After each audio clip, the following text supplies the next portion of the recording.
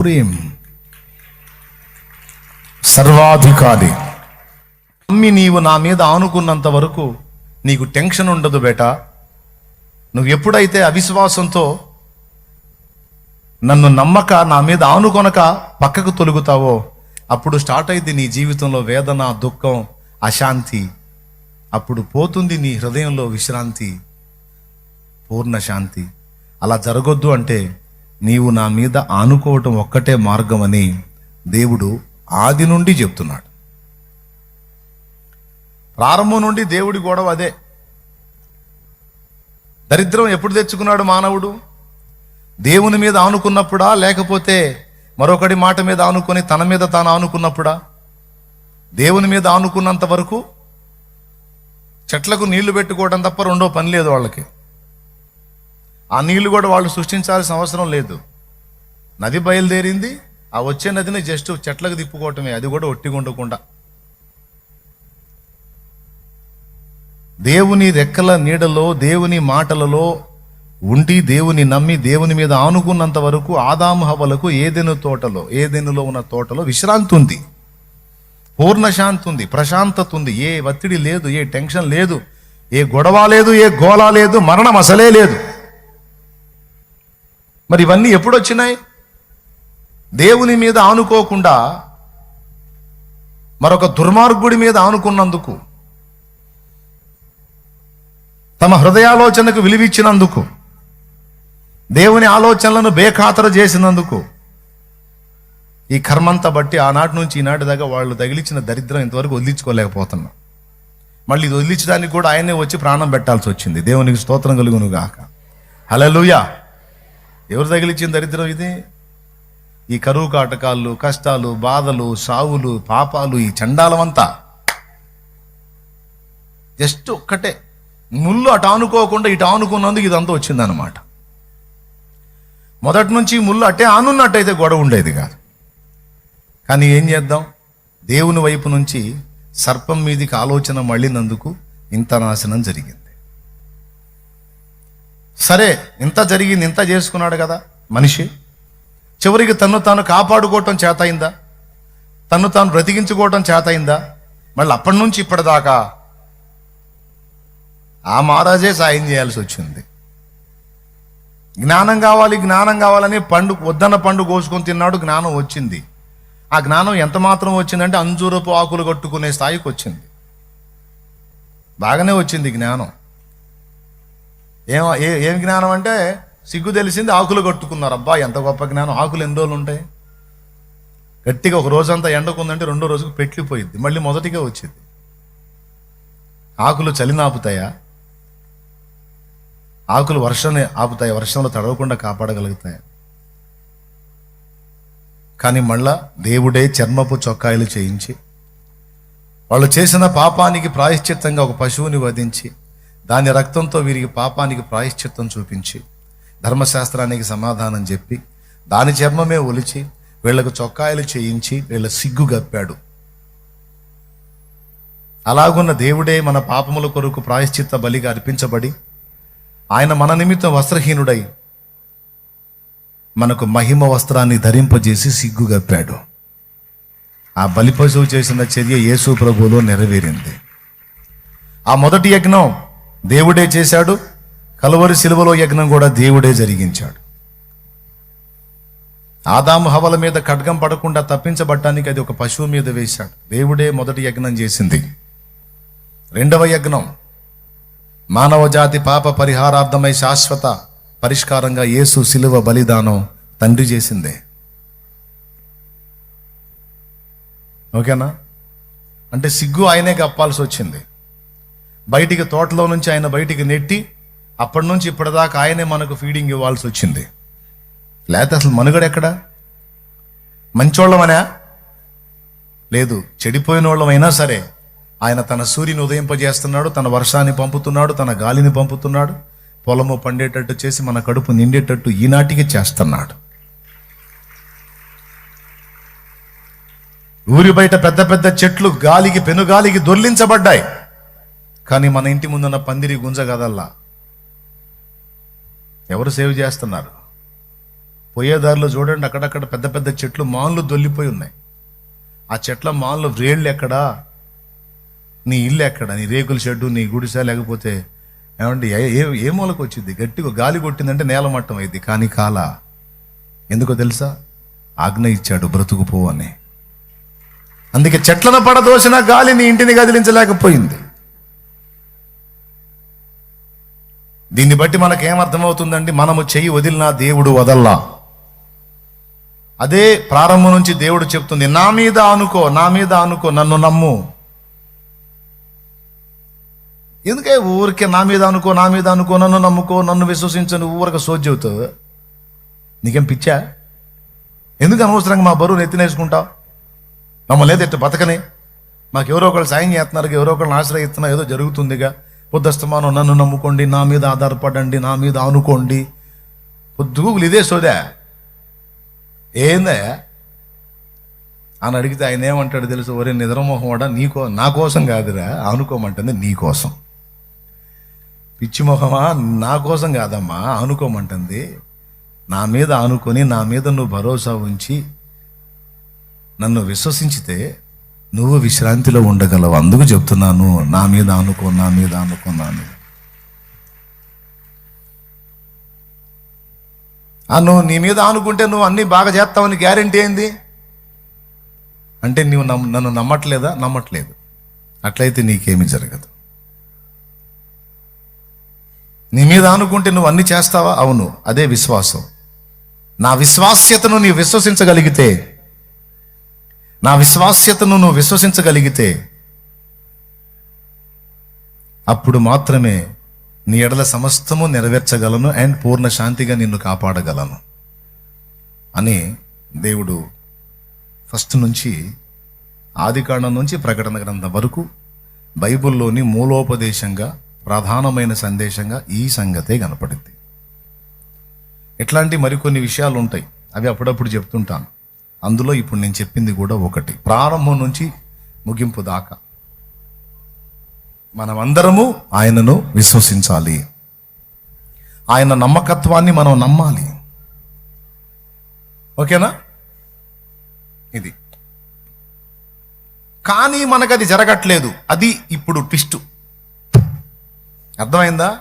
అందుకే స్టార్టింగ్లోనే ఆయన మీద ఆనుకోండి, విశ్రాంతి వచ్చింది, ఇంకా పోదాం పాండి అంటే సంకలో బైబిల్ పెట్టి వెళ్ళిపోయేవాళ్ళు. కానీ అనలా నేను. ఎందుకో తెలుసా? ఈ ప్రశ్న ఉందని మీకు తెలియదు, ఇప్పుడు నేను చెప్తున్నా. ఆనుకుంటే విశ్రాంతి దొరికిద్ది, ఆనుకుంటే పూర్ణశాంతి దొరికిద్ది. ఇంకేముంది? ఆనుకోపోతే కలత, ఆనుకుంటే విశ్రాంతి. అయిపోయే, ఆనుకుందాం. ఏందమ్మా నువ్వు ఆనుకునేది? ఏందమ్మా నువ్వు ఆనుకునేది? ఆనుకోని దేవుడు చెప్పగానే నువ్వు ఆనుకోవు. ఆనుకుంటే గొడవే ఉండదు. కానీ మనం ఆయన మీద ఆనుకోవటమే పెద్ద పోరాటం మనకి. ఈ మాట మనకేం కొత్తది కాదు. మీరేం బైబిల్ చదవనోళ్ళు కాదు, లేకపోతే ప్రసంగాల్లో ఈ మొక్క విననోళ్ళు కాదు మీరు. ఓయబ్బా కూర్చోబెడితే నాకంటే బాగా చెప్తారు మీరే. స్తోత్రం. ఏ ఊరు చెప్పట్లా? హల్లెలూయా చెప్పండి. 2 చేతులు చెప్పండి. చెప్పరు. మీరు కూర్చోబెడితే ఏ వచనం ఎక్కడుందో బ్రహ్మాండంగా చూస్తారు. ఇప్పుడు నా పాయింట్ ఏంటంటే, వచనం తెలియటం కాదు, వచనాన్ని గురించి ఇతరులతో మాట్లాడటం కాదు, కానీ ఆ వచనాన్ని అనుసరించటం మన చేత కావట్లా. ఎందుకు కావట్లేదు? ఆనుకుంటే పోలా అన్నంత ఈజీ కాదు అది. ఎందుకంటే కాసేపు కూర్చొని ప్రసంగం విన్నంతసేపు ఆనుకుందామని అనుకోవటం కాదండి. బయటికి వెళ్ళిన తర్వాత, జీవితం మళ్ళా స్టార్ట్ అయిన తర్వాత దేవుని మీద ఆనుకోవటం అనేది పెద్ద పోరాటం. అది చేత కావట్లా. ఎందుకు కావట్లేదో అది చెప్పి, దాని విషయంలో దేవుడు ఏం చేస్తాడో అది చెప్పి, ఈ 2 ముక్కలు చెప్పి నేను ముగించకపోతే అప్పుడు అడగండి. దేవునికి స్తోత్రం. చెప్పండి గట్టిగా. ఇప్పుడు జాగ్రత్తగా వినండి. 2 ముక్కలు అన్నాను. ఆ ముక్కలు ఎంత పొడుగుంటే నాకు తెలియదు, కానీ 2 ముక్కలే. ఆనుకోవటం ఎందుకు చేత కావటం లేదు? ఆనుకోవాలంటే ఏం జరగాలి? దానికి కూడా సింపుల్ ఆన్సరే.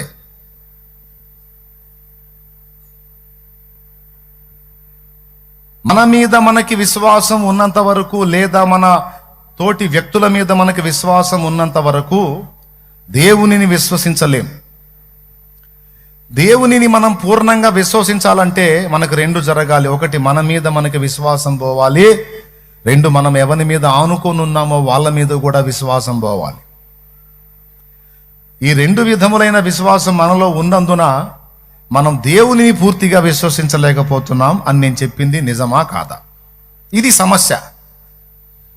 ఎందుకు పూర్తిగా ఆయన మీద ఆనుకోలేకపోతున్నాం అంటే, కనబడని దేవుని నమ్మే కంటే కనబడే మనిషిని నమ్మటం ఎక్కువ మనం. అంతేకాదు, కనబడని దేవుని జ్ఞానాన్ని నమ్మటం కంటే మన పిచ్చి తెలివి మీద మనకు నమ్మకం. ఏం తెలివి మీద? మన సోది తెలివితేటల మీద మనకు మహానమ్మకం. అలాగే మనకాడి సోదరులు ఉంటారు, మనకు తోడైన వాళ్ళు తెలివితేటల మీద మనకి ఇంకా నమ్మకం. ఇది మనకు తెలియకుండానే మనకి ఎక్కువ విషయం. ఇది మనకు తెలియకుండానే మనలో బాగా పేరుకుపోయినటువంటి సంగతి.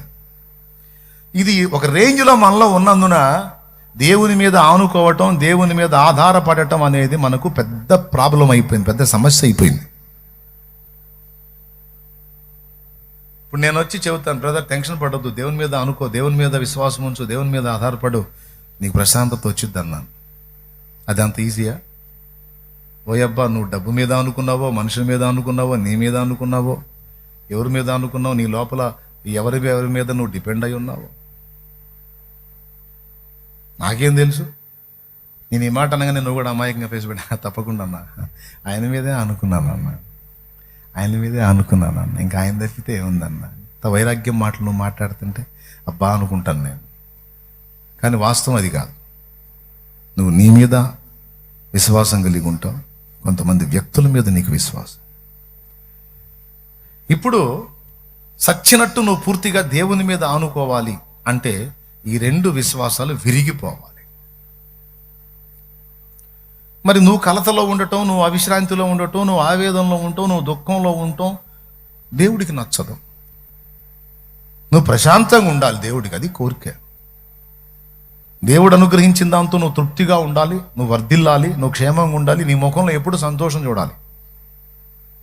దేవుడి కోరిక అది. ఏ కూతురైనా ఏడుపు కొట్టు ముఖం వేసుకొని నాన్న ముందుకు వస్తే, అబ్బా ఎప్పుడు ఇట్టనే ఉండమ్మా, బ్రహ్మాండంగా ఉందమ్మా నీ ముఖం అంటాడా నాన్న? నీ ముఖం బ్రహ్మాండంగా ఉందమ్మా, అద్భుతంగా ఉందమ్మా, అసలు ఏం చూడబుద్ధి అవుతుందమ్మా నీ ఫేస్ అంటాడా? సరే, ఏడుపు కొట్టు ముఖం వేసుకొని కొడుకు వచ్చి దిగాలుగా తండ్రి ముందు నిలబడితే, అడు మంచంలో ఉన్న తండ్రి అయినా సరే అడు ముఖం చూడగానే గుర్తుపడతాడు, ఏమైందిరా అంటాడు. ఏం లేదులే నాన్న, ఏం లేదులే అంటే ఏమంటాడు తండ్రి? ఏమైందయ్యా చెప్పయ్యా, నేను చేయదగ్గది ఏదైనా ఉంటే చేస్తా, చెప్పురా, ఎందుకు అట్టున్నా? నేను ఇట్టుంటే నీకేమి నాన్న అంటే, నాకు బాగుంటుందయ్యా నువ్వు అట్లుంటే, నువ్వు సంతోషంగా ఉండాలిరా. నేను మంచంలో ఉన్నా సరే నువ్వు కళకళలాడుతా నాకు కనపడితే నాకు అదొక శక్తి అయ్యా, అదొక ఆనందం. కూతురైనా కొడుకైనా ఆయన ముందు ఎప్పుడు మనం సంతోషంగా ఉండాలని కోరుకుంటాడు. కానీ మనం ఎప్పుడు కలత చెందిన హృదయాల్లో, కలత నిండిన హృదయాలతో ఉండటం భూమి మీద జన్మనిచ్చిన తండ్రికే నచ్చనప్పుడు, ఇష్టం లేనప్పుడు ఆ పరలోకపు తండ్రికి ఎలా నచ్చుతుంది, ఎలా ఇష్టమవుతుంది? మన దేవుడే ఉన్న పిచ్చోడా, సైకోనా, లేకపోతే మెంటలోడా? సర్వజ్ఞుడు, నీతిమంతుడు, ప్రేమామయుడు. ఆయన ఏం కోరతాడు తమ్ముడు? మన దరిద్రాన్ని కోరతాడు, మన ఆనందాన్ని కోరతాడా చెప్పు? మంచి మనసుతో చెప్పు. ఎప్పుడెప్పుడు సంతోషంగా ఉండాలని కోరుకుంటాడు, ఎల్లప్పుడూ. ఎన్ని చోట్ల రాయించాడు. నా బంగారు తండ్రి ఎప్పుడు నోరు తెరిచినా ముందు మాట్లాడే మాట ఏంటో తెలుసా? భయపడకుడి అంటాడు. ఫస్ట్ మాట అదే, భయపడకుడి, భయపడకుడి, భయపడకుడి, భయపడకుడి. మనకు తండ్రి ఆయనే, తల్లి ఆయనే. ఏ తల్లి ముందైనా బిడ్డ పోయి ఏడుస్తుంటే ఆగుతారా? బలహీనరాలైనా సరే బిడ్డ ఏడిస్తే తట్టుకోలేదమ్మ. ఇంకా చెప్పాలంటే ప్రచండమైన రౌద్రం అమ్మ దగ్గర ఎక్కువ ఉంటుంది, చీల్చవతల పడేసిద్ది. ఒక సన్నివేశాన్ని చూసి శాస్త్రవేత్తలే ఆశ్చర్యపోయారు. ఒక కారు పార్క్ చేసింది ఒక చోట.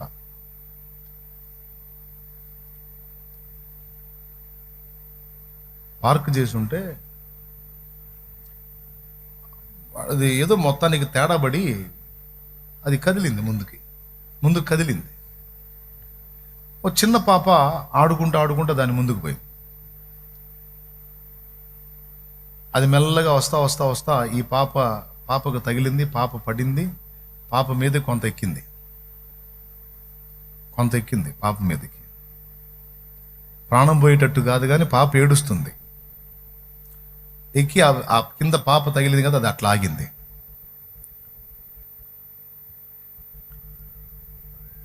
తల్లి పరిగెత్తుకుంటా వచ్చి 2 చేతులతో పట్టుకొని కారుని దొల్లించి పాపను బయటికి తీసింది. చూసిన వాళ్ళకి మైండ్ పోయింది, ఈ మనిషికి ఇంత బలం ఎక్కడి నుంచి వచ్చిందని.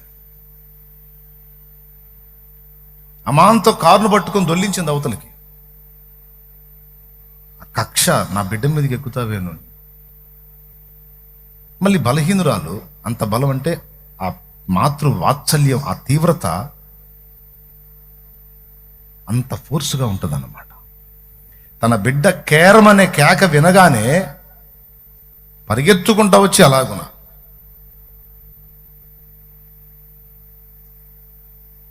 ఇంకొక తండ్రి గురించి చూశాను నేను. చిరుతపులి దాడి చేసింది కుటుంబం మీద. బిడ్డ మీదకి వస్తే అడ్డుపడి ఒళ్ళంతా తూట్లైనా సరే దాన్ని జావగొట్టాడు, బిడ్డను సేవ్ చేసి. ఇప్పుడు మీకేమర్థమైంది? చిరుతపులి అంటే దాని ఫోర్స్ ఎలా ఉంటుంది, దాని పంజా ఎలా ఉంటుంది.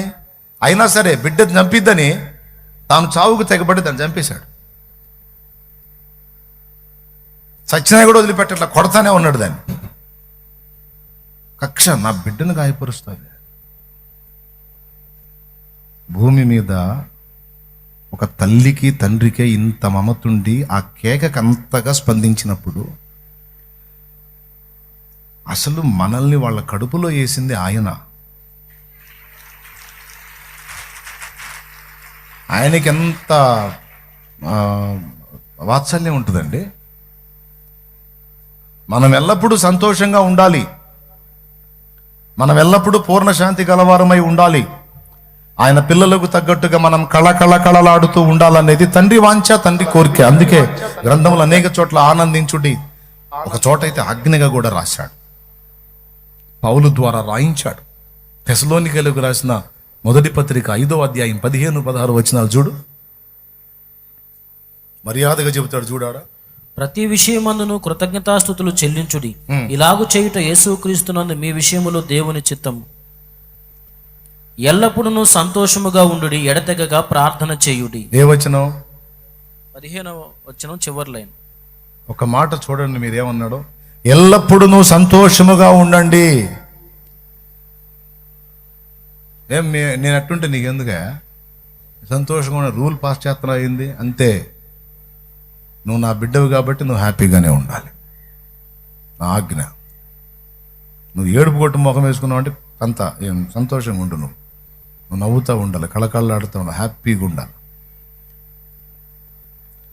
ఎందుకంటే నువ్వు సంతోషంగా ఉంటూ నాకు ఇష్టం. నువ్వు ఏడుపు కొట్టు ముఖం వేసుకొని ఏడుస్తూ దుఃఖంతో శాపాన్ని అనుభవించడం నాకు ఇష్టం. ఇదండి నా మీద అనుకోవటానికి కారణం మన సంతోషంగా ఉండటం ఆయన కోరుకుంటున్నాడు. కానీ మన సంతోషానికి ఆధారమైనటువంటి విశ్వాసం దేవుని మీద ఉంటే మనకు ఆ సంతోషం దక్కిద్ది. కానీ మనకేమో మన మీద, లోకుల మీద. అందువల్ల దేవుని యందు ఉంచాల్సినటువంటి విశ్వాసానికి గండి పడుతుంది. ఫలితంగా అశాంతి, ఆవేదన, దుఃఖం అనుభవిస్తున్నాం. అందుకని నువ్వు ఎవరి మీద ఆనుకోకూడదు, నా మీదే ఆనుకోవాలి అని చెప్తాడు. కానీ ఆనుకోవటం మనకు ఎందుకు చేత కావటం లేదు అంటే అది చిన్న విషయం కాదు. దేవుని మీద నువ్వు విశ్వసించాలంటే నీ మీద నీకున్న విశ్వాసం పూర్తిగా విరిగిపోవాలి. దేవుని మీద నువ్వు పూర్తిగా విశ్వాసం పెట్టుకోవాలంటే ఇతరుల మీద నువ్వు పెట్టుకున్న విశ్వాసం విరిగిపోవాలి. రెండోది అయిపోయింది. మొదటిది ఏంటి? పూర్ణ శాంతిగా ఉండాలంటే ఆయన మీద ఆనుకోవాలంటే ఆయన్ని విశ్వసించాలి. విశ్వసిస్తే పోలా అంటే పోదు. ఎందుకంటే విశ్వసించడం అంత తేలికైన విషయం కాదు. ఎందుకు కాదు అంటే నీకు, నీ మీదను, ఇతరుల మీదను పూర్ణ విశ్వాసం ఉన్నందున దేవుని మీద అల్ప విశ్వాసం పెట్టుకుంటున్నావు. ఎప్పుడైతే నీ మీదను ఇతరుల మీదను నీ విశ్వాసం విరిగిపోయి బలహీనపడిద్దో అప్పుడు నువ్వు దేవుని మీద బలంగా విశ్వాసం ఉంచగలవు. ఎందుకంటే నీకు దిక్కు లేక, ఇంక వేరే ఆధారం లేదు. నువ్వు పూర్తిగా ఆయన మీద ఆనుకోవాలి. నా గ్రంథంలో ఏం రాసుకున్నానంటే, నా బైబిల్ గ్రంథంలో ఒక చోట రాసుకున్నాను, నీ మీద నీకు విశ్వాసం ఎంతగా విరిగిపోతుందో దేవునిలో విశ్వాస విషయమే అంతగా బలపడతావు అని రాసుకున్నా. మళ్ళీ నేను మర్చిపోతానని నా బైబిల్లో రాసుకున్నా. ఏమని? లోకం ఏమి నేర్పిద్దంటే ఆత్మవిశ్వాసంతో ఉండాలి, నీ మీద నీకు విశ్వాసం ఉండాలి, నీ మీద నీకు అది ఉండాలి, నీ మీద నీకు ఇది ఉండాలని వాళ్ళు చెబుతారు. మనం ఆత్మవిశ్వాసంతో ప్రయాణం చేసేవాళ్ళం కాదు, దేవుని యందలి విశ్వాసమును బట్టి ప్రయాణం చేసేవాళ్ళం. ఆత్మవిశ్వాసంతో నువ్వు నిలబడితే నువ్వు ఏదైనా సాధిస్తావంటే, ఆత్మవిశ్వాసంతో నిలబడి 5 ఎకరాల పొలం వేసాడు ఒక ఆయన, మిరపదోట పోయింది మొత్తం. చెప్పు మరి ఇప్పుడు. ఆత్మవిశ్వాసంతో నిలబడి నువ్వు చెయ్యి, కష్టపడితే నీదే విజయం అంటారు. మరి కష్టపడ్డ వాళ్ళకి చిప్ప చేతికి వచ్చింది, మరి ఏంది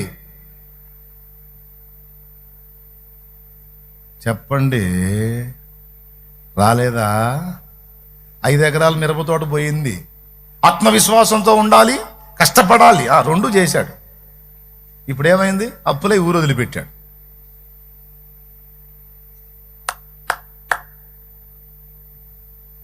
ఆత్మవిశ్వాసము కష్టపడటం తప్పని నేను అనను. అర్థమైందా? ఈ రెండిటికి ఆయువు పట్టు లాంటి అంశమే దేవుని యందలి విశ్వాసం. ఎప్పుడైతే దేవుని యందు విశ్వాసం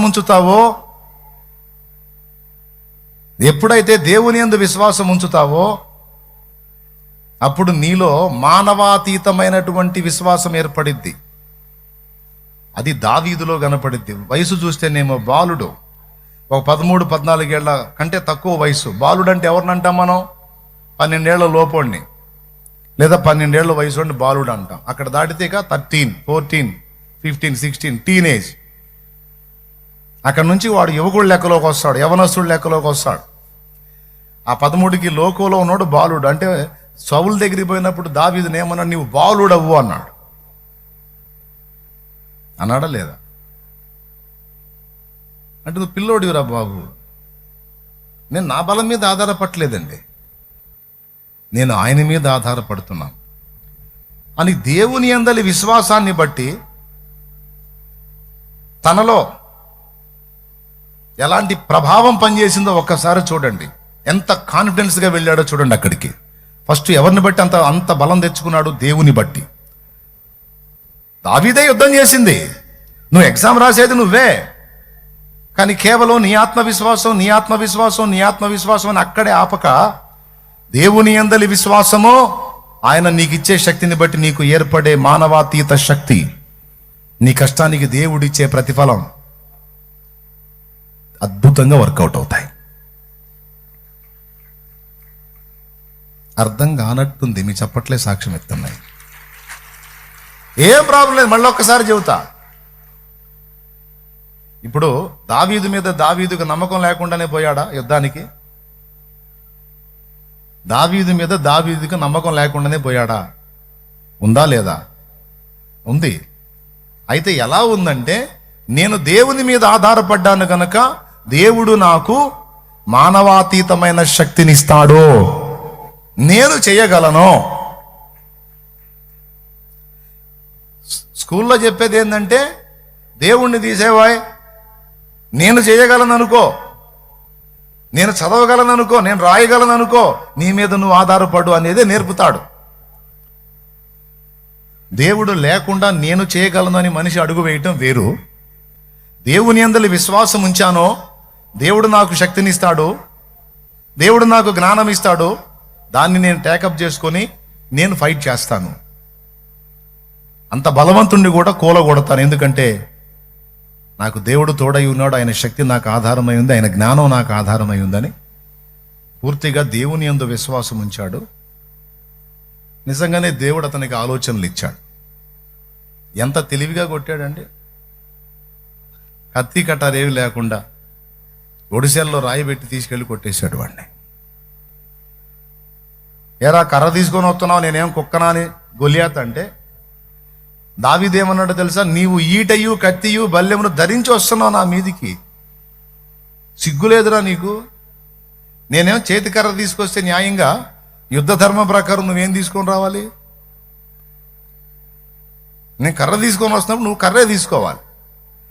ఈటయు కత్తియు బల్లెం అన్ని ఆ మందుగుండు సామాగ్రంతా వేసుకొని వస్తున్నావు, సిగ్గులేదు నీకు? మళ్ళీ నేనేం ఏ కవచం లేదు నా, నువ్వే టాప్ టు బాటం అన్ని పెట్టుకొని వస్తున్నావు. చూసావా? దావీదును ఎగతాళి చేద్దామని వాడు మాట్లాడితే ఒక్క మాటతో వాడి నోరు మూపించాడు. వినేవాడికి కూడా ఓరి ఇంత ఎదవేందిరా వీడు అనేటట్టు వాడి గాలి తీసి పెట్టాడు. ఈ షార్ప్నెస్ ఎవరికి వచ్చింది? దావీదుకి. ఎలా వచ్చింది? ఫస్ట్ దేవుని మీద అనుకున్నాడు.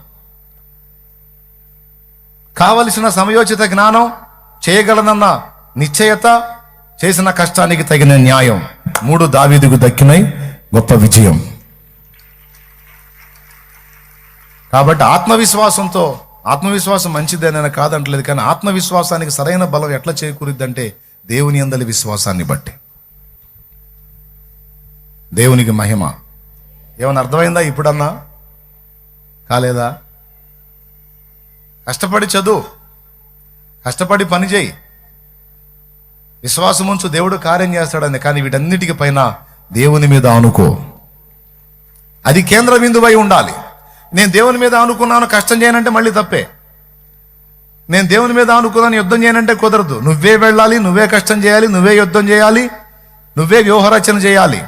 కానీ నువ్వు ఆత్మలో దేవుని యందు అనుకొని దేవుని బట్టి నువ్వు అడుగులే, అప్పుడు నీ కష్టం, నీ ప్రయత్నం సఫలమైద్ది.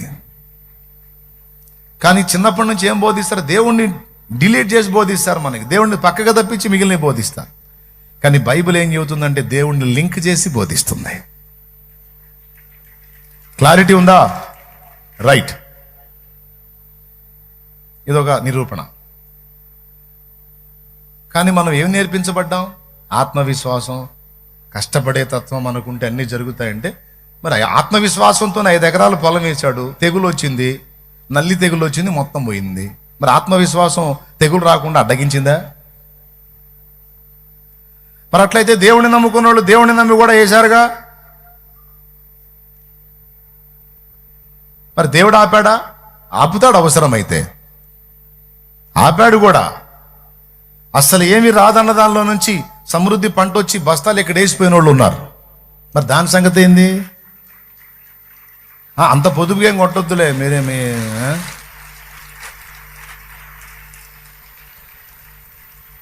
వచ్చి సాక్ష్యం చెప్పి వేసిపోయిన వాళ్ళు ఉన్నారు. మరి అంటే మానవుడి జ్ఞానంతో, మానవుడి తెలివితో జరగని పని, మానవుడి కష్టానికి జరగని న్యాయం దేవుని కృపతో జరిగింది, జరిగిద్ది అని ఇప్పటిదాకా నేను చెప్పిన ఈ తర్కమంతా నా సొంత మాటల్లో చెప్పలా. ప్రసంగి గ్రంథములో దేవుని వాక్యాన్ని బట్టి చెప్పా. చదువు, ఈ ప్రసంగి గ్రంథం ఉంది, అందులో ఏముందో చూడు. ప్రసంగి గ్రంథము 6వ అధ్యాయము, లేకపోతే 9వ అధ్యాయము 11వ వచనం చదువు. 6 తర్వాత చూద్దాం. మరియు నేను ఆలోచింపగా సూర్యుని క్రింద జరుగుచున్నది నాకు తెలియబడిను. వడిగలవారు పరుగులో గెలవరు, బలము గలవారు యుద్ధమునందు విజయమందరు. ఒక మాట చెప్పండి, అన్ని రివర్స్ చెబుతాడు ఇక్కడ. పరుగులో స్పీడ్గా వెళ్ళాలంటే ఒడిగా పరిగెత్తేవాడైతేనే వెళ్తాడు, మొద్దుగా పరిగెత్తేవాడు వెళ్ళలేడు. ముందు రావాలంటే ఒడిగా పరిగెత్తాలి. యుద్ధంలో గెలవాలంటే బలం కావాలి. బలహీనుడు గెలుస్తాడు, బలవంతుడు గెలుస్తాడు యుద్ధంలో. మరి రివర్స్ చెబుతాడు ఏందిడా? మన ఆత్మవిశ్వాసాన్ని దెబ్బ కొడుతున్నాడు ఇక్కడ. మరి అదే ఆత్మవిశ్వాసం ఏం చెప్పింది? నువ్వు బలం గలవాడి, నువ్వు గెలుస్తావు, నువ్వు ట్రై చేయి. మరి ఇక్కడ గెలవడం చెబుతున్నాడు. ఇంకా అయిపోలా చదువు. జ్ఞానము గల వారికి అన్నము దొరకదు. అదేంది? జ్ఞానం ఉంటే చాలు కదా, ఏ విధంగానైనా సరే ఫుడ్ తెచ్చుకుంటాడు కదా. కానీ ఇక్కడేంది? జ్ఞానం ఉంటే కూడు దొరకదు అంటున్నాడు. మన భాషలో అయిపోలా.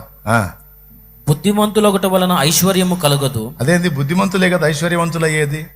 ఏ అలవాట్లు లేకుండా బుద్ధిగా నడుచుకున్న వారికి పైసలు మిగులుతాయి. అలవాట్లు వ్యసనాల్లో అయినా ఉన్నాడు పాడైపోతాడు. తెలివి గల వారికి అనుగ్రహము దొరకదు. అదేంది, తెలివిగలవాడేగా రాజు అనుగ్రహం పొందేది.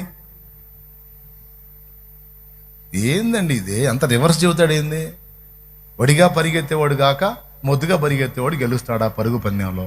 మీరు చెప్పండి. ఏంది, మీకేం తెలియదు అయింది చెప్పండి. ఏబ్బాయ్, ఎవరు గెలుస్తారా? మొద్దుగా పరిగెత్తేవాడు గెలుస్తాడు, ఒడిగా పరిగెత్తేవాడు గెలుస్తాడా పరుగు పందెంలో? దండం పెడతా, పెద్దది చెప్పండి, నీరసం వస్తాను నాకు. ఒడిగా పరిగెత్తేవాడు ఇక్కడ ఏమంటున్నాడు? వాడు గెలవడు అంటున్నాడు. రెండోది, యుద్ధంలో గెలిచేది బలవంతుడా బలహీనుడా? బలం బుస్సే అంటున్నాడు. ఎందుకో నేను చెప్పానా ప్రసంగిలో ఉందా? మరి ఇప్పుడు ఆత్మవిశ్వాసం ఎక్కడా? నిజంగా సమాజంలో జరుగుతుంది కూడా అది. మరి ఎలా బ్రదర్ అంటే కింద చెప్తున్నాడు, ఇవన్నీ అదృష్టవశము చేతనే కాలవశము చేతనే అందరికీ కలుగుచున్నవి అన్నాడు. అదృష్టవశములో ఉందంట ఇదంతా, కాలవశములో ఉందంట. ఈ అదృష్టం వశంలో ఉండటమేంది, కాలం వశంలో ఉండటమేంది? కాలానికి ఏమన్నా జీవం ఉందా? అదృష్టం అనేది ఏమన్నా ఒక వ్యక్తే? ఇవన్నీ వాళ్ళ వశంలో పెట్టుకోవటానికి. అదృష్టం అంటే మనకు వచ్చే మేలు ఒక అదృష్టంగా చెప్తాం. కాలము అంటే టైంకి ఏమన్నా మనలాగా తెలివితేటలు జ్ఞానం ఉన్నాయా? మనకు వచ్చే విజయాలన్నీ దాని వశంలో పెట్టుకోవటానికి. టయానికి ఏముందండి, ఇప్పుడు టైం ఇందాక వచ్చారు 11 ఏమో అయింది, ఇప్పుడు 12 ఏమో అయింది, లే 12 వచ్చేది. టైము కాలం, దానికి లైఫ్ ఏమో జీవం ఏముంది?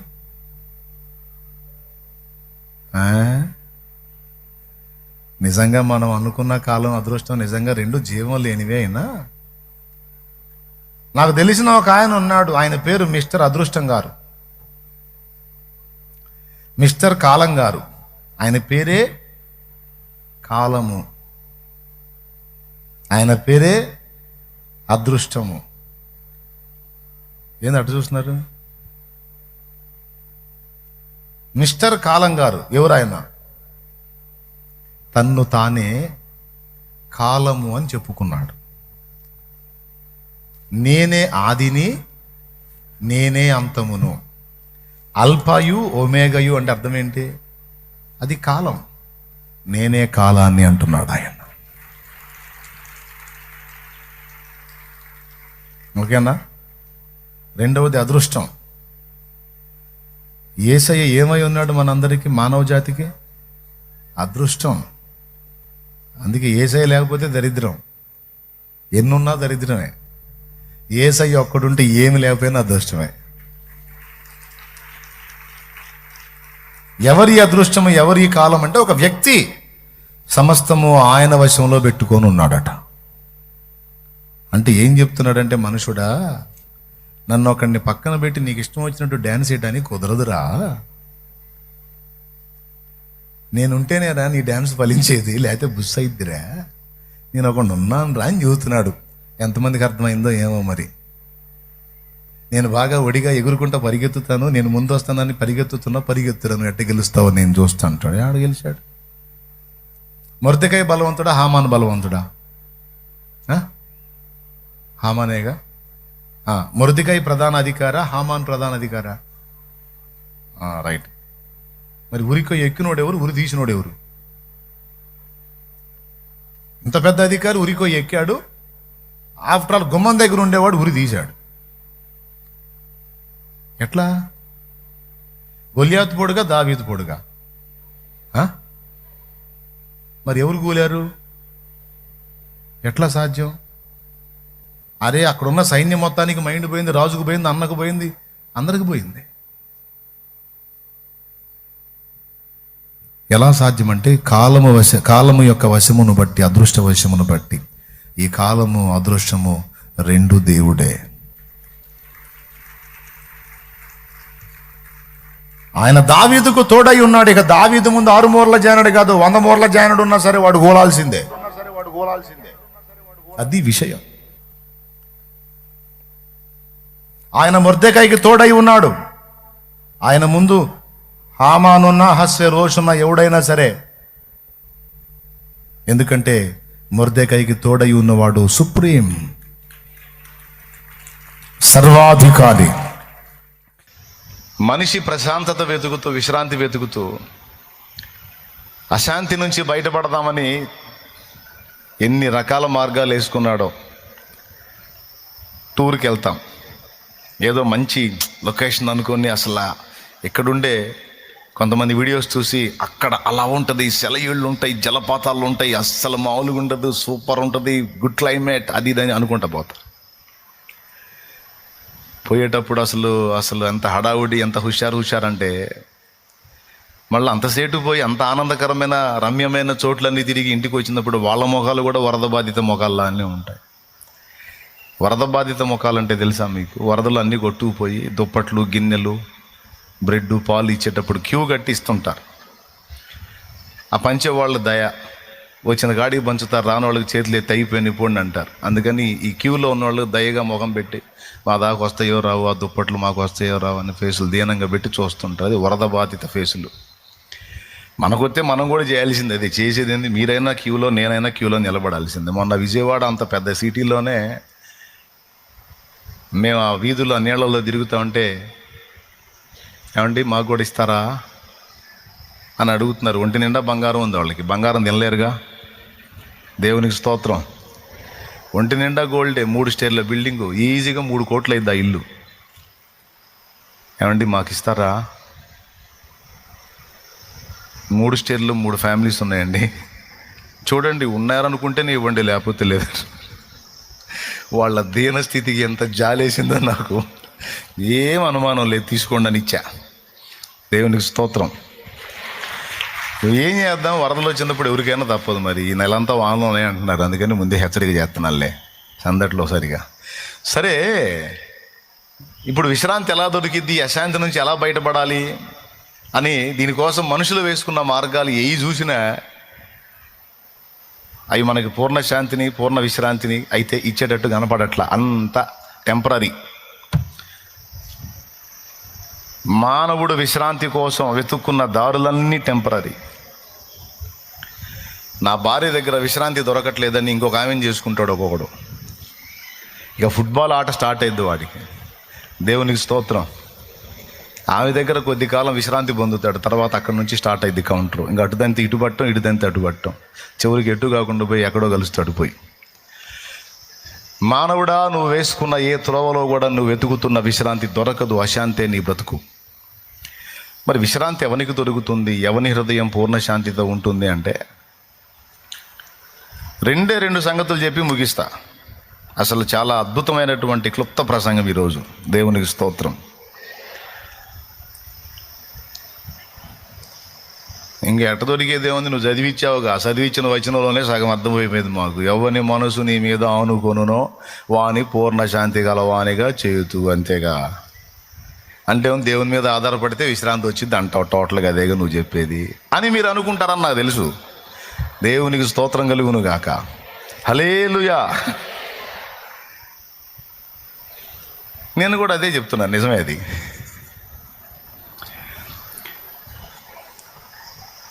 మనుషుల్ని భూమి మీద సృష్టించిన దేవుడు మనిషి మనుగడ కావలసిన అన్నీ ఇచ్చాడు.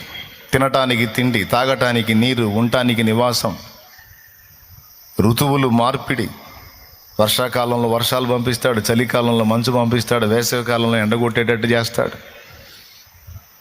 3 కాలాలు, 3 కాలాలకు సరిపోయినటువంటి క్లైమేట్ ఇస్తున్నాడు. మనిషి ఆహ్లాదానికి పశుపక్షాదులను ఇచ్చాడు. అన్నీ ఏర్పాటు చేశాడు. మానవుడు సౌకర్యవంతంగా బ్రతకడానికి కావలసిన వనరులన్నీ దేవుడు సృష్టించాడు. జాగ్రత్తగా వినండి, ఇంకా మ్యాటర్లోకి వెళ్తున్నాను నేను. అన్నీ ఏర్పాటు చేసిన దేవుడు ఇవన్నీ అనుభవించుట ద్వారా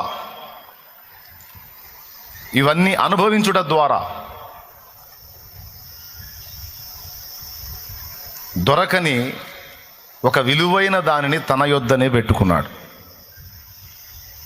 ఇవన్నీ అనుభవించుట ద్వారా దొరకని ఒక దానిని తన యొద్ద పెట్టుకున్నాడు. దాని పేరే సంతోషము, సమాధానము, విశ్రాంతి, పూర్ణ శాంతి ఆయన దగ్గర పెట్టుకున్నాడు. నీ సన్నిధిని సంపూర్ణ సంతోషము గలదు, నీ కుడి చేతిలో నిత్య సుఖములు గలవు. మనుషుడు ఏమీ లేని భేద స్థితిలో ఉన్నప్పుడు ఒక ఇల్లు కట్టుకుని, ఒక స్థలం కొనుక్కొని, ఇల్లు కట్టుకొని, అందులో అన్ని ఏర్పాటు చేసుకొని ప్రశాంతంగా అంత తెచ్చుకొని తిని ఆ ఇంట అడ్డం పడితే ప్రశాంతంగా ఉంటుందిరా బాబు, విశ్రాంతిగా ఉంటుంది అనుకుంటాడు. ఇప్పుడు దానికి ఇల్లు కట్టాలంటే డబ్బులు కావాలి, డబ్బులు సంపాదిస్తాడు, ఇల్లు కడతాడు, పావులో బెడ సంపాదిస్తూ ఉంటాడు, ఆ ఇంట్లో బతుకుతూ ఉంటాడు. అయినా సరే ఇల్లు కట్టిన దాకా కడితే బాగుంటుంది, కడితే బాగుంటుంది, కడితే బాగుంటుంది అంటాడు. కట్టిన తర్వాత ఏముండదు. కట్టిన దాకేమో కడితే బాగుంటుంది, కడితే బాగుంటుంది అని కలగంటాడు. గృహప్రవేశం అయిపోయింది, చుట్టాలు పక్కాలు వస్తారు, ఈయన పెట్టింది తింటారు, పోతారు. భలే ఉందరా ఇల్లు, అసలు భలే కట్టావు అంటారు. అబ్బా వాళ్ళు పొగుడుతూ ఉంటే కాసేపు మనోడికి ఎక్కడెక్కడో తేలిపోతున్నట్టు ఉంటుంది. అదే కదా, అందుకోసమే వాళ్ళందరినీ పిలిచేది మనం. సరే వాళ్ళు తిని వాళ్ళు చేసే పని వాళ్ళు చేసి పోతారు. వాళ్ళు వెళ్ళిపోయిన తర్వాత మళ్ళా నిర్లిప్తత, కొద్ది రోజులు ఏదో కొంచెం హడావుడిగా ఉంటుంది, తర్వాత ఏం మారలేదు, మళ్ళీ ఏదో వెలితి. మీలో ఎవరికైనా అర్థమైందా ఇది? ఎంతమందికి అర్థమైంది? ఇలాంటి అనుభూతి కలిగిందా? రైట్, దేవునికి స్తోత్రం కలుగును గాక. పెళ్లి కానివాడికి పెళ్లి చేసుకుంటే బాగుంటుంది, పెళ్లి చేసుకుంటే బాగుంటుంది, పెళ్లి చేసుకుంటే బాగుంటుంది, పెళ్లి చేసుకుంటే బాగుంటుంది అని ఒకటే తపన. సరే వాడు ఆనందం తీరి, ఆమె ఆనందం తీరి పెళ్ళి అయింది అనుకో. ఇక పెళ్ళైన తర్వాత బాగుంటుంది, పెళ్ళైన తర్వాత బాగుంటుంది, అసలు సినిమా అక్కడి నుంచి స్టార్ట్ అయింది. దేవునికి స్తోత్రం. అప్పుడు దాకా ఫ్రీ బోర్డ్, వాడిని అడిగేవాళ్ళు లేడు, పెట్టేవాళ్ళు లేడు. ఇక ఆ రోజు నుంచి స్టార్ట్ అయిపోయింది. ఇక వాడు ఎక్కడో తిరుగుతూ ఉంటే, ఏమండి ఎక్కడున్నావు, పొద్దుపోయినట్టుంది కదా అంటారు. 4 రోజులు భలే హాయిగా ఉంటుంది. అరే రే నాకు ఫోన్ వచ్చింది రా, మా ఆవిడ చేసింది. పోరా ఇంకేం పో.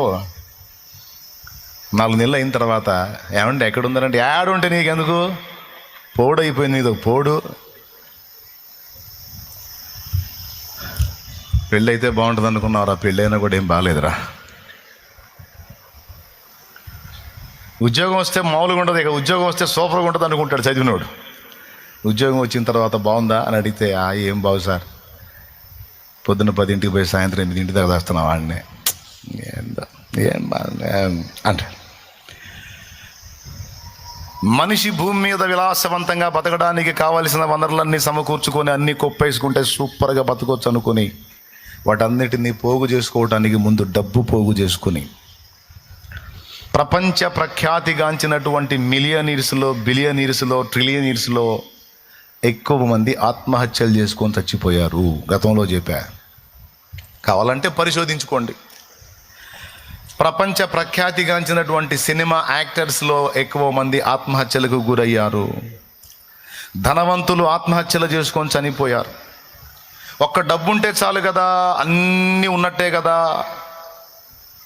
డబ్బే కదా కేంద్ర బిందువు, అది ఉంటే చాలు కదా, దాన్ని బట్టి అన్నీ సమకూర్చుకోవచ్చు, ఎదురుండదు ఇక మనకి అనుకొని బతుకంతా కష్టపడి కొప్పేసుకుంటే, తీరా అదంతా పోగు చేసుకున్న తర్వాత విశ్రాంతి ప్రశాంతత కాదు కదా, దడ ఆయాసం ఎక్కువైపోయి ఒత్తిడికి గురై నానా రకాల టెన్షన్లకు గురై చివరికి ఆ ఇరిటేషన్లో చచ్చిపోయారు.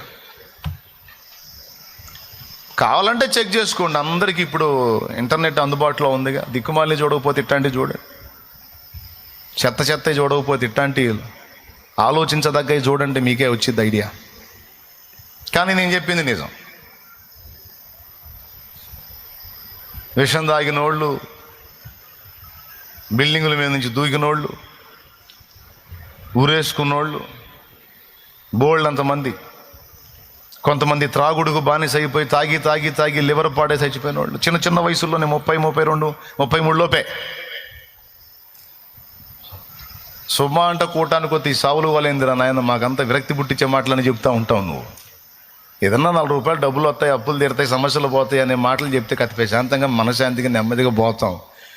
వాళ్ళు తెచ్చారు వీళ్ళు తెచ్చారు ఊరేసుకున్నారు విషం తాగారు అంటాం, ఏందిరా నీ గోల అని అనుకోవద్దు. పాయింట్కి వస్తా, కాస్త మనసు పెట్టి వినండి. స్తోత్రం చెప్పండి, అందరూ గట్టిగా చెప్పండి. అంటే మీరు ఏమనుకుంటున్నారో నేను చెబితే మీకు కొంచెం ప్రశాంతంగా ఉంటుంది కదా, అందుకని చెబుతున్నాను అనమాట. నేను అప్పుడప్పుడు అటు చెప్తుంటాను నీకు ఇబ్బంది లేకుండా.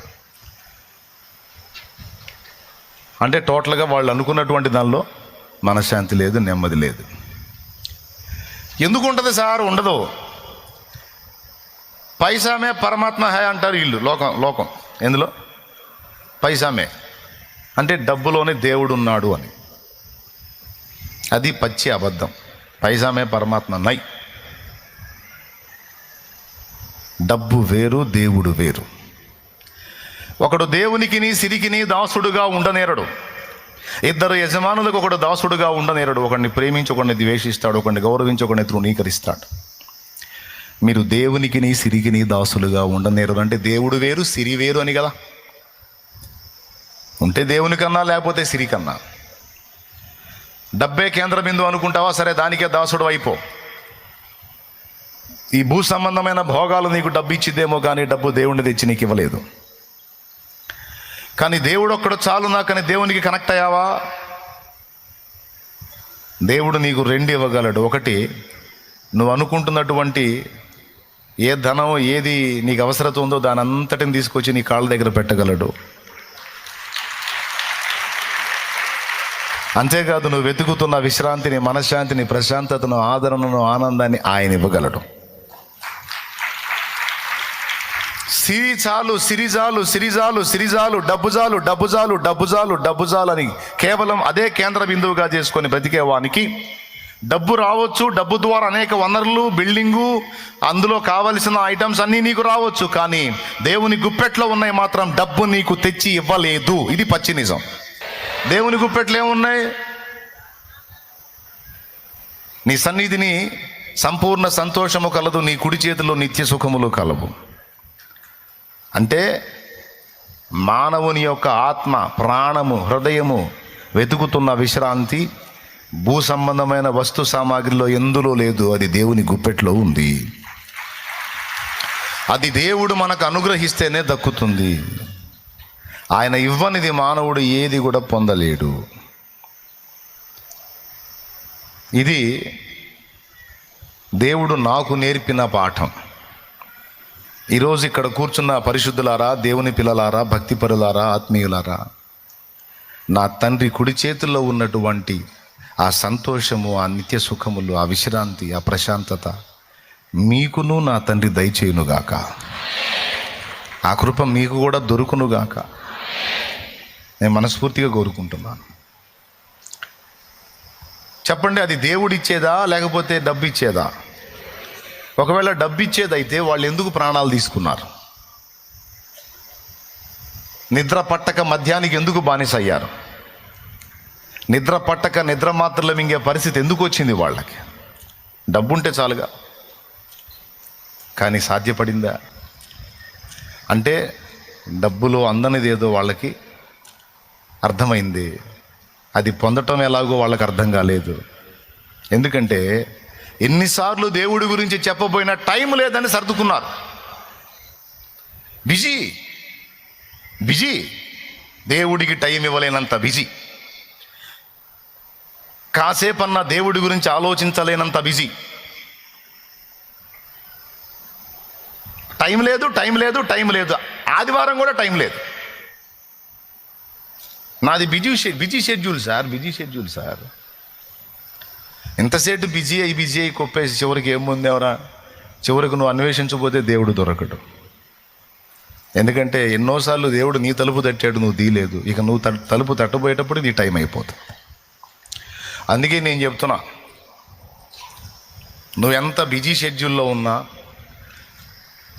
రోజులో కొంత సమయం నువ్వు ఒంటరిగా, సింగిల్గా కూర్చొని నీ సృష్టికర్తను స్మరణ చేసుకోవటం అనేది నీకు ఎంతైనా దీవెన, ఎంతైనా మేలు, ఎంతైనా క్షేమం, ఎంతైనా ఆరోగ్యం.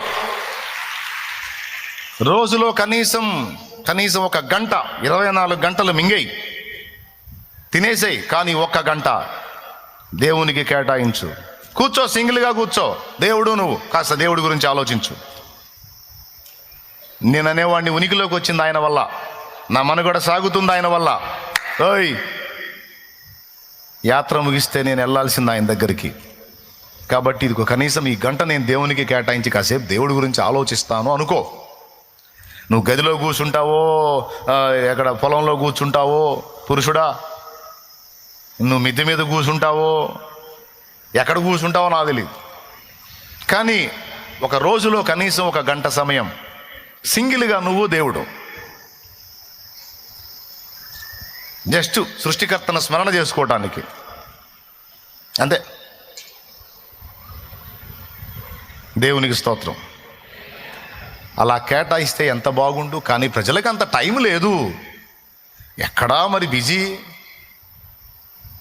అందరూ బిజీ బిజీ జీవితాలు. ఈరోజు మీరు ఆయనకు సమయం ఇచ్చి వచ్చి ఇక్కడ కూర్చున్నారు. మీకు పని పాటలు ఉన్నాయి, మీకు బిజీ షెడ్యూల్స్ ఉన్నాయి, అన్నీ పక్కన పెట్టారు. ఎంతైనా దేవుడు కంటే ఎక్కువ కాదు, నాకు దేవుడు ముఖ్యం అనుకున్నావు, నాకు దేవుడే ప్రధానం అనుకున్నావు, వచ్చావు కూర్చున్నావు, 4 మాటలు దేవుని మాటలు వింటున్నావు. ఇవి నిన్ను బలపరుస్తాయి, ప్రోత్సహిస్తాయి, మళ్ళీ దేవుని వైపుకు నీ హృదయాన్ని ఎత్తుకునేటట్టు చేస్తాయి, నీ హృదయాన్ని. అందుకే చెప్తున్నాను, మనుషుడా, నువ్వు వెతుకుతున్న విశ్రాంతి, పూర్ణ శాంతి, ప్రశాంతత, సంతోషం అవి దేవుని యొద్దనే ఉన్నాయి, దేవుని యొద్దనే ఉన్నాయి.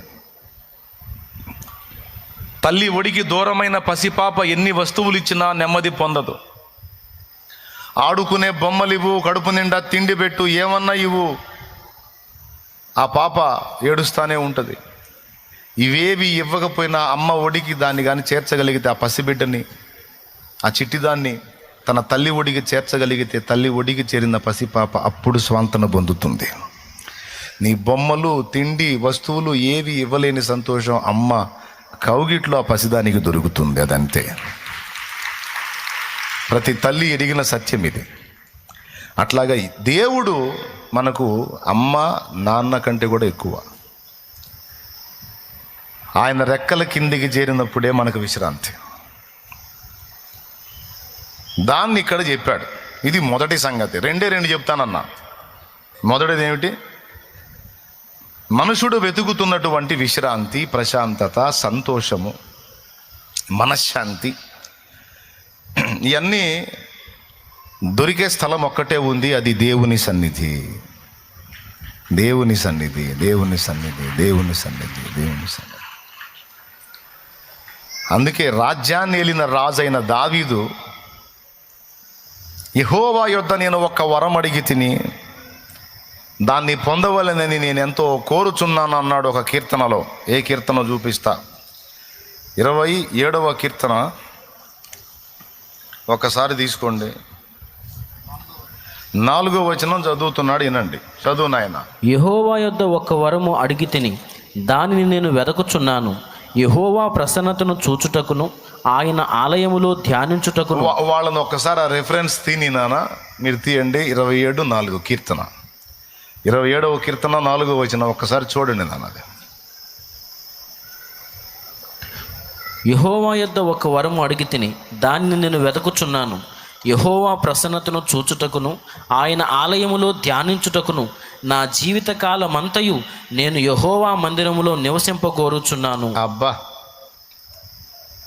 నా జీవిత కాలమంతా నేను యెహోవా మందిరంలో నివసింపగోరుచున్నాను. దేవుని మందిరములో అంత చోటు దక్కటం అనేది అందరికీ సాధ్యమయ్యే పని కాదు. దేవుని సన్నిధిలో ఎవరికైనా అంత స్థానం దక్కితే వాళ్ళకి విలువ అర్థమై సావదు. కొంతమంది సోదరులు ఉంటారు, దేవుని సన్నిధిలో అంత స్థలం దొరికితే చాలరా అని దావీదు అంతటి రాజే అడుగుతున్నాడు. దేవుని మందిరంలో అంత స్థానం చిక్కటం ఎంత విలువైనదో కొంతమంది నిద్రమోహం వాళ్ళకి అర్థం కాదు. దాన్ని కాలితో తన్నినట్టు పోగొట్టుకుంటారు. విలువలు ఎరగని వాళ్ళు, దాన్ని విలువనెరిగిన వాళ్ళు దావీదు వలె గోజాడతారు. దేవుని మందిరంలో నాకంత చోటు దొరికితే చాలని. యెహోవా యొద్ద ఒక వరం అడిగి తిని అది నేను పొందవలెనని నేను ఎంతో ఆశించుచున్నాను. ఏమిటయా ఆ వరం? ఇప్పటికే 12 మంది భార్యలు ఉన్నారు, ఇంకో 12 మందిని కోరతావా? ఏం కోరుతావు? ఏమిటి ఆ వరం అంటే? నాకేం వద్దు సార్, రాజ్యాలు వద్దు, సింహాసనాలు వద్దు, 12 మంది భార్యలు వద్దు, నాకు ఇల్లు వద్దు, సంసారం వద్దు, నాకేం వద్దు సార్. మరేం కావాలి? ఆయన సన్నిధి కావాలి నాకు. అందుకే ఆ పాట పాడుకుంది. వెండి బంగారములు నాకు వలదు, పేరు ప్రఖ్యాతులు నాకు వలదు.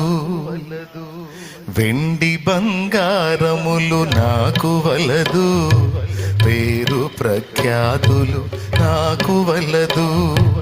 ఇహ భోగ భాగ్యాలు నాకు వలదు, ఇహ భోగ భాగ్యాలు నాకు వలదు. సిరి సంపదల ఆశ నాకు లేదు, సిరి సంపదల ఆశ నాకు లేదు. నీ పాద సన్నిధే నాకు చాలు, నీ పాద సన్నిధే నాకు చాలు. స్తుతి నీకే నా ప్రభు, స్తుతి నీకే నా ప్రభు. స్తుతి ఘనత మహిమలన్నీ నీకే యేసు ప్రభు, స్తుతి ఘనత మహిమలన్నీ నీకే యేసు ప్రభు అని నేను పాడితే కొంతమంది యవనస్తులకి విచిత్రంగా ఉంటుంది. శాలేమన్న దగ్గర వచ్చిన సమస్య ఇదే. పోయి సన్నాసుల్లో కలవనన్నాడు చెబుతాడు. అరే చిన్న చిన్న వయసులో ఏవో కోరికలు ఉంటాయి, ఆలోచనలు ఉంటాయి, ఏవో అంచనాలు ఉంటాయి, ఏవో అది ఉంటుంది, ఏదో ఇది ఉంటుంది. ఆయన దగ్గరికి పోతే ఎక్కడెక్కడున్న వైరాగ్యం అంతా తెచ్చి మన తలకాయలో పెడతాడు, బతుకుల మీదే విరక్తి పుట్టిస్తాడు. శాలేమన్న అంతే, ఆయన తయారయ్యాడని అందరిని అంతే తయారు కమ్మంటాడు. అదే ఏదన్నా దేవుని మందిరానికి పోయినప్పుడు బతుకుల మీద ఆశలు పుట్టేటట్టు మాట్లాడాలి, జీవితం అంటే కొంచెం సంతోషం కలిగేటట్టు మాట్లాడాలి. శూన్యంలాగా మాట్లాడతాడింది అంటే ఇప్పుడు దావీదులాగా అందరికి అన్ని వదిలిపెట్టి వచ్చి మందిరాల్లో కూర్చోవటమేనా? అందరూ వచ్చి మందిరాల్లో కూర్చుంటే ఎంతమందికి ఏడ పెడతాడు ఆయన ఆహారం? సమస్య ఆయనకే అర్థం చేసుకోవడం పాడలేదు, ఏందేందో చెబుతూ ఉంటాడు అనుకుంటున్నారు కదా. నాకు తెలుసు, అనుకోకపోయినా నేను అనిపిస్తాగా. దేవునికి స్తోత్రం, హల్లెలూయా. నేను చెప్పేది మాత్రం జీవిత సత్యం. ఇక్కడ వయసుతో నిమిత్తం లేదు, వయసుతో నిమిత్తం లేదు. ఎందుకంటే లోకములో ఉన్న వాటిని అన్నిటినీ దాదాపు అనుభవించినటువంటి ఒక మహాజ్ఞాని ఒక బంగారం లాంటి మాట చెప్పాడు. ఏంటో తెలుసా? నీ బాల్య దినముల యందే నీ సృష్టికర్తను స్మరణకు తెచ్చుకో, జ్ఞాపకం చేసుకో, ఆయనకు కనెక్ట్ అవ్వు, అంతకు మించిన గొప్పది ఏది లేదని. ఏ దినాల్లో స్మరణకు తెచ్చుకోమన్నాడా? ఇందాక నేను పాడిన లాంటి పాటలు ఎవరు పాడాలంటే అన్నీ సరుకు అయిపోయిన ముసలోళ్ళు పాడాలి అనుకుంటారు సహజంగా. సరుకంతా అయిపోయి కూర్చుంటే లేవలేక, లేస్తే కూర్చోలేక ఆ మంచంలో కూర్చొని వెండి బంగారములు నాకు వలదు అంటే సరుకు అయిపోయిన వాళ్ళు పాడితే బాగుంటుంది. అసలు జీవితం ఇప్పుడే స్టార్ట్ అయితే వెండి బంగారాలు వద్దేంది? దేవుడు చిత్తం అయితే అవన్నీ కావాలి అని మనం ఎదురు చూస్తుంటే ఏవి నాకు వద్దంటే ఆయన ఈకుండా ఎగ్గొడితే పొరపాటును కూడా నేను బాడిన అనుకుంటారు కొంతమంది. వెర్రిమొహమా, అసలు రహస్యం అక్కడే ఉంది. దేవుణ్ణొక్కడిని పక్కన పెట్టి, వినండి, దేవుణ్ణొక్కడిని పక్కన పెట్టి జీవితంలో ఏది పొందుకొని ఏది సంతోషంగా అనుభవిద్దామని వెంపర్లాడతారు మనుషులు, వాటిని వేటిని కూడా నిజంగా అనుభవించలేరు పక్కా. కానీ దేవుణ్ణొక్కడిని కలిగి ఉంటే దేవుడు భూమి మీద మానవుడి ఆనందమయమైన జీవితానికి సిద్ధపరిచినవన్నీ అందుబాటులోకి తెస్తాడు, అందులో ఉన్న ఆనందాన్ని అనుభవంలోకి తెస్తాడు, ఆ నెమ్మదిని ఇవ్వగలుగుతాడు. నేను చెప్తున్నా, నిజంగా లైఫ్ని ఎంజాయ్ చేసేవాళ్ళు ఎవరైనా ఉన్నారు అంటే సరిగ్గా దేవునికి కనెక్ట్ అయిన వాళ్ళే ఎంజాయ్ చేస్తారు. పక్క. నిజంగా జీవితాన్ని ఆనందంగా అనుభవించే వాళ్ళు ఎవరైనా ఉన్నారు అంటే దేవునికి సరిగ్గా కనెక్ట్ అయిన వాళ్ళే అందులో ఉన్న మాధుర్యాన్ని ప్రాక్టికల్గా అనుభవించగలుగుతారు. ఎందుకంటే దాన్ని అనుభవంలో తీసుకొచ్చి అందులో ఉన్న ఆనందాన్ని మనకు అనుభవంలోకి తీసుకొచ్చేది దేవుడే. దేవుణ్ణి ఒక్కడిని పక్కన పెట్టి ఇక మిగిలినవన్నీ ఎన్ని పోగేసుకున్నా సరే అనుభవించలేడు. ట్రై చేశారుగా, ఏమన్నా పొందారా? చేతులు ఎత్తండి. దేవుడు లేకుండా కూడా నేను మస్తు అనుభవించా అన్నోళ్ళు చేతులు ఎత్తండి, సలాం చేసుకుంటా. ఏం లేదు. ఇప్పుడు దేవుళ్ళలోకి వచ్చి మారు మనసు పొంది రక్షణ పొంది దేవుని మార్గంలో బతుకుతున్న తర్వాత ఇల్లు, సంసారం, కుటుంబం, బాధ్యతలు, పద్ధతి, 4 రూపాయల సంపాదన, ఒక క్రమం, ఒక విధానం వచ్చిందా రాలేదా? అప్పుడు బాగుందా, ఇప్పుడు బాగుందా? ఎంతమంది ఒప్పుకుంటారు? మళ్ళీ అప్పుడు హద్దు లేదు, అదుపు లేదు, ఇష్టం వచ్చిన టూరేగాం, కానీ ఏం మిగల్లా.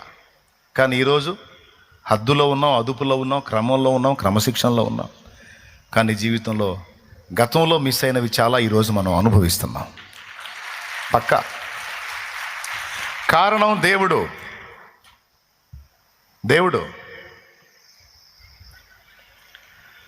దావీదు ఏమేమైతే ఆశించాడో, ఎదురు చూశాడో, అవన్నీ ఏవేవైతే తన హృదయంలో వాంఛించాడో అవన్నీ ఓ పక్కన ఉన్నాయి, ఓ పక్కన దేవుడు ఉన్నాడు. ఎవరు కావాలి నీకు? అవి కావాలా, దేవుడు కావాలా? దేవుడే కావాలని పట్టుకున్నాడు. పసితనంలోనే చిన్న ప్రాయములోనే దైవభక్తికి సాధన చేసుకున్నాడు. ప్రోత్సాహకురాలు తల్లి వాళ్ళమ్మ చెప్పింది, అన్నిటికంటే ఎక్కువ దేవుడురా, దేవునికి కనెక్ట్ అయితే ఏది తక్కువ చేయడురా, జీవితంలో ఉన్న ఆనందాన్ని అనుభవించడానికి మనకు తోడ్పడేవాడు దేవుడే. కాబట్టి అన్నిటికంటే ముఖ్యంగా దేవుణ్ణే కేంద్రంగా చేసుకొని బ్రతుకున్న కుమారుడు దావీదు తల్లి నేర్పింది.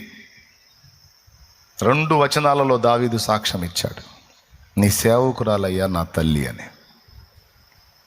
అంటే భక్తిపరురాలు. ఆమె గైడెన్సీతో బాల్య దినముల నుండే దేవునికి కనెక్ట్ అయ్యాడు. తంత్రి వాయిద్యం వాయిస్తూ దేవుని ఆరాధన చేసేవాడు చిన్న ప్రాయము నుంచే. ఇప్పుడు మీరు చెప్పండి, పసితనము నుండే దేవునికి కనెక్ట్ అయిన దావీదు పొందనిది ఏమన్నా ఉందా? మనుషుడు అనుభవించాలనుకున్నవన్నిటిని కూడా దావీదు అనుభవించే అనుభవంలోనికి దేవుడు తెచ్చాడు. పసితనములోనే దేవునికి కనెక్ట్ అయిన దావీదుని దేవుడు అరణ్యంలోకి తీసుకెళ్ళి అడవుల్లో గలిపేలా రాజయోగిలాగా, యోగే కానీ రాజు, రాజయోగిలాగా అన్ని అనుభవంలోనికి తీసుకొచ్చాడు. ఏది ఎలా ఉంటుందో అన్ని రుచి చూపించాడు. ఫస్ట్ దేవుడు. బాగా వినండి, నిజంగా ఇంట్రెస్ట్గా వింటున్నారా లేకపోతే ఏదో దొరికాం కానీ అంటున్నారా? ఎంతమంది ఇంట్రెస్ట్గా వింటున్నారు? చేతులు ఎత్తండి. డౌట్ వచ్చింది నాకు. దేవునికి స్తోత్రం. రైట్. ఫస్ట్ ఎవరు? దావీదుకి దేవుడు. తర్వాత దేవుడు అన్ని లోకంలో దావీదు ఏవేవైతే చూడగోరాడో అవన్నీ అనుభవంలోకి తెచ్చాడు. అనుభవంలోకి తెచ్చి ఫైనల్గా దావీదు దేవుని ముందుకు వచ్చినప్పుడు దేవుడు ప్రశ్నించాడు, ఫస్ట్ నాతో మొదలు పెట్టావు, ఇప్పుడు లోకంలో అన్నీ అనుభవించావు, ఇప్పుడు ఏమర్థమైంది? అయ్యే కావాలా, నేను కావాలా? అంటే నాకు అర్థమైంది దేవా, అందులో ఏముందో నాకు అర్థమైంది. ఏమర్థమైంది? ఏమీ లేదని అర్థమైంది. అంతా భ్రమ అని అర్థమైంది. మరి ఇప్పుడు ఏం ఆశిస్తుంది నీ ప్రాణం అంటే, నీ కొరకు నా ప్రాణము ఎదురెదురు చూస్తున్నది, నీ కొరకు నా ప్రాణము ఎదురెదురు చూస్తున్నది. యేసయ్యా నా యేసయ్యా, యేసయ్యా నా యేసయ్యా, విడువలేనయా నీ స్నేహము, నీ కొరకు నా ప్రాణము ఎదురెదురు చూస్తున్నది. దేవునికి మహిమ. ఫైనల్లో దావీదు కోరింది ఏందా అంటే, దేవుడే, నాకు దేవుడే చాలు. మహాజ్ఞానిగా ప్రసిద్ధిగాంచిన సొలొమోను ఒక మనుషుడు ఎన్ని అనుభవించాలనుకుంటాడో అన్నీ అనుభవించినవాడు. అలాంటి సొలొమోను ఫైనల్ ఏం చెప్పాడో తెలుసా? దేవుడు అనుగ్రహించిన వాటితో తృప్తి చెందటం, దేవుని యందు భయభక్తులు కలిగి బతకడం కంటే గొప్పది ఏది నాకు కనపడలేదు రబ్బాయ్ అన్నాడు. దేవుడే కేంద్ర బిందువు నాయన అని చెప్పాడు. ఇలా భక్తులందరూ కూడా రాజయోగుల్లాగా అన్ని అనుభవించారు అండ్ దేవుణ్ణి కూడా అనుభవించారు. రెండిట్లో వ్యత్యాసం తెలుసుకున్నారు. దేవుడే గ్రేట్ అన్నారు, దేవుడు చాలన్నారు.